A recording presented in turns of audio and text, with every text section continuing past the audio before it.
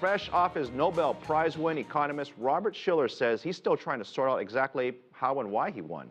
I spoke to the Yale University professor just a few hours ago, and we talked about the tension here in Washington and some of his predictions of the markets and what course of plan he has to do with his big prize money that he won.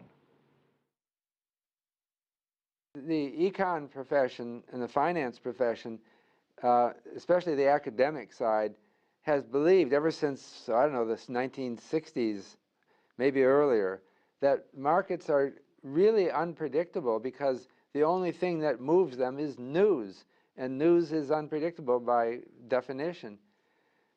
And so that meant that there was no point in trying to pick one investment over another. You might as well throw a dart at a financial table.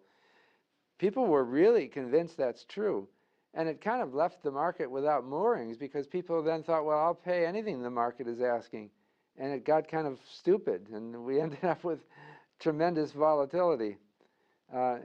We lost our the profession became too abstract and lost around those sorts of ideas and lost its common sense. Earlier, Fitch, one of the ratings agencies who has the United States rated AAA, they announced that they were placing that ratings on negative watch. Now, it's not a downgrade, it's a warning. What's your reaction to that? Well, if they do cut the rating, that might harm confidence. That's what happened on August 5 of 2011 when Standard & Poor's cut the U.S. rating. The market dropped 7% in one day after that. But I don't know that that drop was later reversed, so it had no lasting damage. I'm thinking that probably the damage won't be severe from this, because I think that they will probably come to an agreement and avoid a actual default.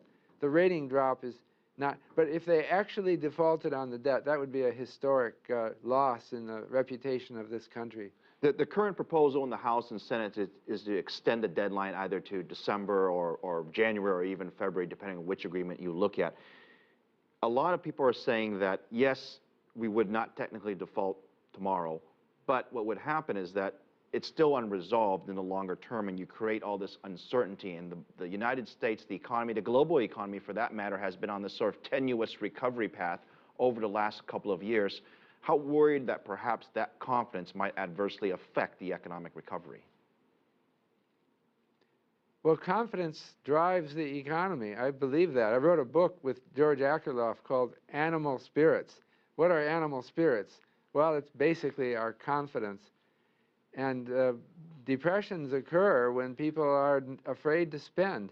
That's the question. Would this generate an atmosphere of unsettled atmosphere that's fearful, that cause people not to spend? I just want to wrap up here, but I'm just perhaps a bit more of a fun question here is, where are you going to invest the winnings from the Nobel Prize? If you were to invest in one item or one place, anywhere in the world, I'll let you choose. You can buy a car, buy a house, buy stocks. Yeah. Where would you put your money?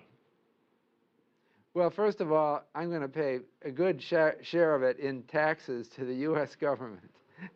That's an investment. If they spend it right, I believe we have to accept taxes.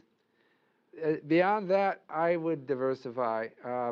I mean, I would put some in stocks and maybe some in real estate. I would also put it outside of the U.S. I think the U.S. is a relatively expensive stock market right now.